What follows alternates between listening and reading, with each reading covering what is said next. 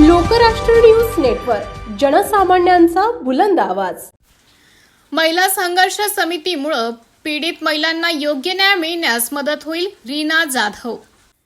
आजच्या युगात महिला जरी पुरुषांच्या बरोबरीने प्रत्यक्ष क्षेत्रात काम करीत असल्या तरी अनेक ठिकाणी त्यांना रोषाला सामोरं जावं लागतं। मग तो त्रास ऑफिस कामाच्या ठिकाणी, घरी अथवा इतर ठिकाणी होऊ शकतो। अशा परिस्थितीमध्ये एका महिलेवर अन्याय, अत्याचार होत असेल तर ते पाहणारी महिला आपल्याला काय करायचं असं म्हणून अंग काढून घेतात। अशा वागण्याने महिला तसेच मुलींवर अत्याचाराचे प्रमाण समाजात वाढत आहे। अशा वेळी जर आपण संघर्ष समितीच्या महिलांनी जर एकत्र येऊन त्या पीडित महिलेला सहकार्य केलं तर निश्चितच तिला भक्कम आधार मिळेल आणि समाजात ती महिला पुन्हा ताठमानेने उभी राहील। महिला संघर्ष समितीमुळे पीडित महिलांना निश्चितच योग्य न्याय मिळाल्यास मदत होईल, असं प्रतिपादन महिला संघर्ष समिती मुंबई महाराष्ट्राच्या संस्थापक अध्यक्षा रीना जाधव यांनी वडूज येथे केलं। येथील महिला संघर्ष समिती संपर्क कार्यालय उद्घाटन व पदाधिकारी निवड ओळखपत्र वितरण कार्यक्रमात जाधव बोलत होत्या। यावेळी महिलांना संस्थेच्या वतीने निवड ओळखपत्र वाटप करण्यात आलं। महिला पदाधिकाऱ्यांनी यावेळी आपलं मनोगत व्यक्त केलं। कार्यक्रमात सातारा जिल्हा अध्यक्ष शारदा भस्मे, सातारा जिल्हा सेक्रेटरी नम्रता कुलकर्णी, विभाग प्रमुख आशा जाधव, कोरेगाव तालुका अध्यक्ष अलका मालुसरे, खटाव तालुका अध्यक्ष नंदा भूप, सुजाता महाजन, खंडाळा तालुका अध्यक्ष रेश्मा खरात, फलटण तालुका अध्यक्ष पूजा सोनवणे, मान तालुका अध्यक्ष संगीता खाडे, उपाध्यक्ष अपर्णा काटकर, विद्या बागल, सुमित्रा यादव, प्रियंका कुंभार, लता कदम, कोमल साळुंके आदींसह वडूज व परिसरातील महिलांची उपस्थिती होती। आपल्या सातारा जिल्ह्यामार्फत आपण या संस्थेच्या संस्थापक तसेच अध्यक्ष रीना जाधव मॅडम यांचा आपण टाळ्यावरून आपल्या रीना जाधव मॅडमना भेटण्यासाठी इथं इच्छुकतेनं आला त्याबद्दल तुमच्या सगळ्यांचं आभार महत्त्वाचं। आणि त्यांच्या एनजीओ जो आहे नुसतं एनजीओच नाही, त्या एनजीओसाठीच काम करतात असंही नाही, तर तुमचे जे वैयक्तिक जे काही प्रश्न असतील किंवा ज्या काही अडचणी असतील त्यातून मार्ग काढण्यासाठी, तुम्हाला उद्योगाला लावण्यासाठी सुद्धा ते महत्त्वाचं काम करतात, एवढंच मी बोलते। आपल्या सगळ्यांच्या माननीय छत्रपती शिवाजी महाराजांना मानाचा मुजरा करते, तसंच आपल्या सगळ्यांची प्रेरणा माननीय डॉक्टर बाबासाहेब आंबेडकर यांनाही नमस्कार करते। आज आपण या ठिकाणी महिला संघर्ष समितीच्या मीटिंगसाठी उपस्थित आहोत। जे पदाधिकारी आपण नियुक्ती केलेले आहेत त्यांचे नियुक्तीपत्र देण्यासाठी किंवा त्यांचे आय कार्ड देण्यासाठी उपस्थित राहिलो। पहिल्यांदा सगळेजण तुम्ही हजर राहिला त्याबद्दल मी सर्वांचं आधी अभिनंदन करते आणि सगळ्यांचं मी स्वागत पण करते। आज या ठिकाणी महिला संघर्ष समिती म्हणजे काय, जे आपल्या संस्थापक आणि अध्यक्ष जे आहेत रीना जाधव मॅडम त्यांनी खूप कष्ट करून ही महिला संघर्ष समिती स्थापन केली। त्यांच्या सहवासात मी 2 वर्ष झाले आले, अतोनात काम ते करतात। मुंबई पूर्ण ऑल ओव्हर महाराष्ट्रात ते काम करतात। महिलांसाठी स्थापन केलेली ही संघर्ष समिती महिलांचे प्रश्न सोडवण्यासाठी किंवा तुमच्याकडे एखाद्या हॉस्पिटलचा काहीतरी प्रॉब्लेम असतो, एखाद्याला सपोज हॉस्पिटलला गेलाय तर स्कीम मध्ये एखादी गोष्ट नाही बसली, 15 लाख रुपये बिल आलं, आपल्यासारख्या सर्वसामान्यांचं हे काम नाहीये बिल भरण्याचं काम, त्याची पुण्याही त्या मॅडम बांधून घेतात आणि ते हॉस्पिटलचं बिल समजा ह्याच्यातून कमी करून देणं किंवा महिलांचं जे आपले कौटुंबिक वाद असतात ते थोडंसं त्यांचं मानसिक थोडंसं कॉन्सलेशन करून त्या संसाराला लावण्याचं पुण्याचं काम जाधव मॅडम करतात। मला जास्त भाषण करता येत नाही कारण मी भाषण करत नाही, असं काम करू शकतो पण भाषण करता येत नाही, तरी पण त्या खूप महिलांसाठी करतात। त्यांची एक एनजीओ आहे, त्या एनजीओच्या मार्फत त्यांनी खूप कामं केलेली आहेत। त्यांचा एक स्वतःचा रीना जाधव म्हणून ऑफिशियल एक यूट्यूब चॅनल आहे, ज्याला बघायचं असेल त्यांनी काय काम केलं किंवा आपल्याला जर या संघर्ष समितीत काम करायचं असेल तर आपल्याला काय काम करायचं हे जर बघायचं असेल आपल्याला, कारण एखाद्या गोष्टी पाण्यात उतरायचं म्हणजे त्याची खोली किती आहे बघणं पहिलं गरजेचं असतं, बरोबर आहे का। आपल्याला जे काय काम करायचंय, प्रत्येकीकडे अँड्रॉइड मोबाईल आहे, प्रत्येकीकडे युट्यूब असतं, आपण हे बघत असतो आपल्या म्हणजे पाककृती त्याच्यावर बघतो, तसेच ही पण आपल्या आयुष्यातली पाककृती असं समजून तो युट्यूब चॅनल बघा, त्यांचा जो ऑफिशियल चॅनल आहे तो सगळा तुम्ही बघा, त्यांनी किती काम केले, कशा प्रकारे आपल्याला काम करायचं तुम्ही स्वतः त्यांचा चॅनल ज्यावेळेला तुम्ही बघाल त्यावेळेला तुम्हाला असं वाटेल की हा आपण ह्या संघर्ष समितीमध्ये काम काय केलं पाहिजे ह्याचं सगळं तुम्हाला पूर्ण सविस्तर विश्लेषण ह्या युट्यूब चॅनलच्या माध्यमातून तुम्हाला मिळते। त्यांच्या ऑफिसला मला वाटतं बसले मॅडम मी एकदाच आले. एकदाच मी त्यांच्या ऑफिसला भेट दिली. बसल्या एक 15-20 मिनिटात त्या काय काम करतात त्याचं सगळं पूर्ण मी निरीक्षण केलं. आणि ज्या वेळेला सातारा जिल्हाध्यक्ष म्हणून आपल्याला जी महिला द्यायची आहे, ज्या वेळेला ठरलं त्यावेळेला मी पहिल्यांदा भस्मे मॅडमचं नाव दिलं की तुम्ही ह्या भस्मे मॅडमशी हे करा. आणि मॅडमनी पण तो विचार करून भस्मे मॅडमचं नाव सातारा जिल्हाध्यक्ष म्हणून जाहीर केलं. मी रीना मॅडमला पहिली विनंती केली. आज आपण या महिला संघर्ष समितीमध्ये नवीनच आम्ही पण नवीनच जॉईन झालेलो आहोत. तर पहिल्यांदा सर्वांचं तुमचं स्वागत. आज आपल्याला रीनाताई सारख्या व्यक्तिमत्व लाभलेलं आहे की महिला म्हणजे एक महिला खरंच करू शकते. जर जिद्दीला पेटली ना तर महिला काहीही करू शकते. तसंच आपल्या रीनाताई आहेत. तर आज आपण त्यांना सर्व बाजूनी जर सपोर्ट केला तर ताईंची उंची अजून खूप मोठ्या पदावर जाईल असं मला वाटतंय. मी पण नवीनच आहे. आज आपल्याला जे ताईंनी जे काय जे सांगितलेत पॉईंट सांगितलेत तर एक महिला शक्यतो घरातल्या काही गोष्टी असेल तर सांगत नाही. किती त्रास झाला तरी घरातच राहते, कोणाशी बोलणार नाही. तर अशा महिलांनी म्हणजे आता तुमच्या जवळ कोण जर पदाधिकारी असतील तर त्यांच्याशी तुम्ही कॉन्टॅक्ट करा की बाबा आम्हाला असं होतंय. किंवा तुमचे शेजारी कोणाला त्रास होत असला तर तुम्ही थोडं काउन्सिलिंग करा. तुम्ही थोडं त्यांना आपल्या ह्याच्यात घ्या, त्यांचं हे करा बाबा आपण असं करू. तुमचं घरात कोण जास्त त्रास देत असेल तर तुम्ही काहींशी कॉन्टॅक्ट करा. आपण त्यांचं एखादं जर घर परत उभं राहत असेल तर आपल्यासाठी चांगलंच आहे की नाही ते, बरोबर ना? का आपण त्याचा तोडायचा प्रयत्न करतो, नाही तोडायचा प्रयत्न करत. आपण ते घर कसं परत उभं राहील हे प्रयत्न करत असतो.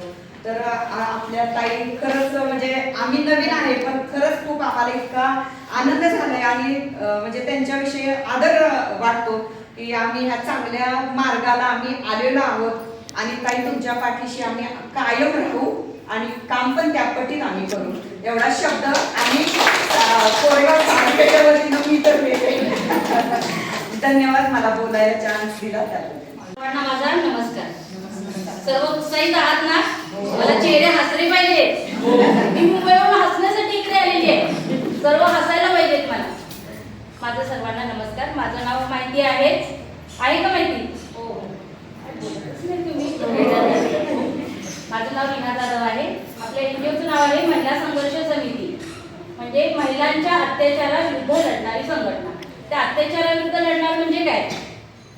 तर ज्या महिलांना प्रसंग आले, महिलांना काही बाहेर पडत नाही, महिलांवर माझ्यावरती पण अत्याचार झालेला, तर त्या अत्याचारावरून बाहेर कशी आली ती मला माहिती आहे. पण अशा माझ्यासारख्या महिला नाही आहेत की त्याला स्ट्रॉंग कसं झालं पाहिजे, स्टँड कसं झालं पाहिजे, तर कोणालाही माहिती नाही आहे. त्याच्यासाठी आज मी स्वतः तळागाळात जाऊन मी काम करत आहे.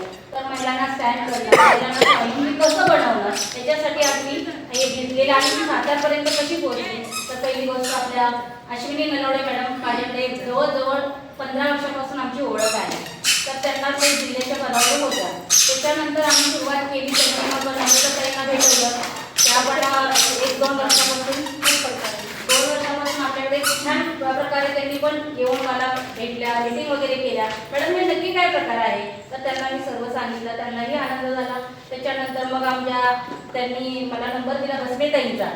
आणि भस्मेताई ते बोलले की जिल्ह्यावरती. मी खूप टेन्शनमध्ये आली. जिल्ह्यावरती मला महिलाच नको आहे. पहिल्यांदा गोष्ट मी म्हटलं पहिले तालुका करा, जिल्ह्यावरती महिला नको आहे. जिल्ह्यावरती अशी महिला स्ट्रॉंग पाहिजे. त्यांच्याशी बोलल्यानंतर मी ताईंना बोलली 2 मिनिटं कॉल ठेवा.